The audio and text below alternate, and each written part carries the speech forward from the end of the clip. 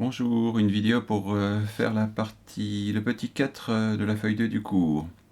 Alors déjà, on va se souvenir que dans la feuille 2 du cours, je vous ai parlé des parallélogrammes, je vous ai donné la définition, je vous ai donné des propriétés du parallélogramme qu'on peut utiliser quand on sait qu'on a un parallélogramme.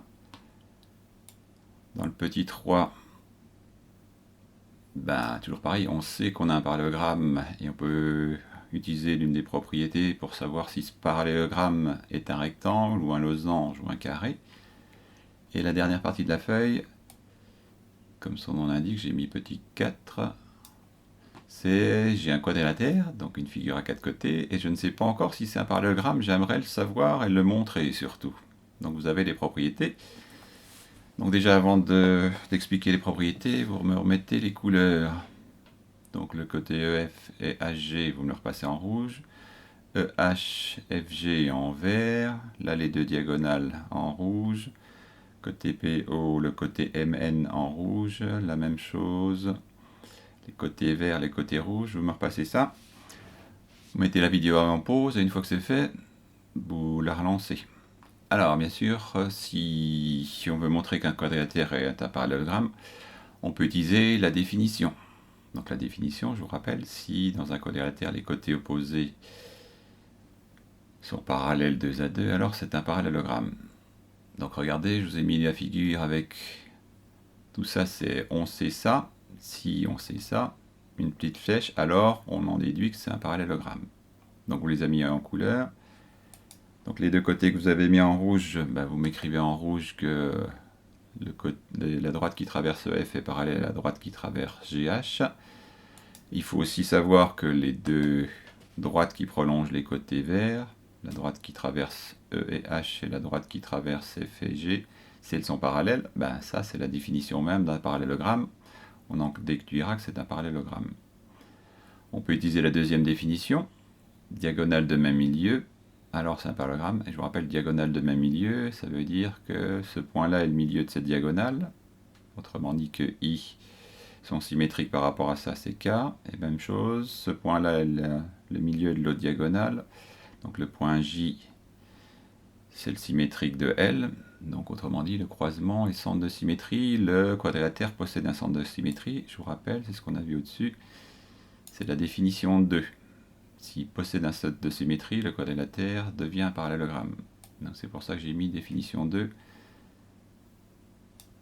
Donc soit à partir des parallèles de côté, ou alors à partir des deux diagonales qui ont le même milieu. Ça c'est les deux définitions pour montrer que c'est un parallélogramme. On a d'autres propriétés. Alors j'ai mis QP1, donc quadrilatère devient un parallélogramme, première propriété. QP2, quadrilatère devient un parallélogramme, deuxième propriété. C'est pour s'en souvenir rapidement quand on fera les exercices. Alors, propriété, si un quadrilatère non croisé a deux côtés opposés parallèles et aussi de même longueur, alors c'est un parallélogramme. Alors les deux côtés, dans mon exemple, c'est les deux côtés que j'ai mis en rouge. Donc on va mettre le codage pour dire ils sont parallèles et de même longueur. Donc parallèle, ça s'écrit comme ça. La droite qui traverse PO, parallèle à la droite qui traverse MN, et de même longueur. Je vous rappelle, même longueur, il suffit de dire PO sans rien du tout autour, c'est la longueur. La distance qui sépare PO de O est la même chose que la distance qui sépare M de N, c'est-à-dire la longueur entre M et N, du côté Mn. Donc si on a tout ça, alors on aura un parallélogramme.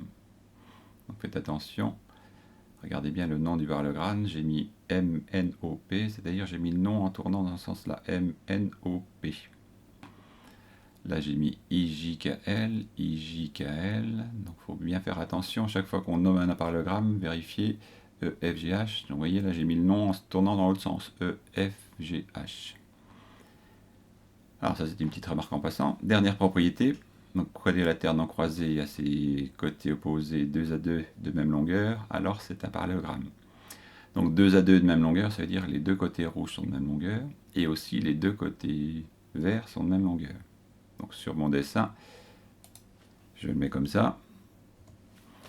Donc TU, vous me l'écrivez en rouge, la longueur TU est pareil que la longueur SR.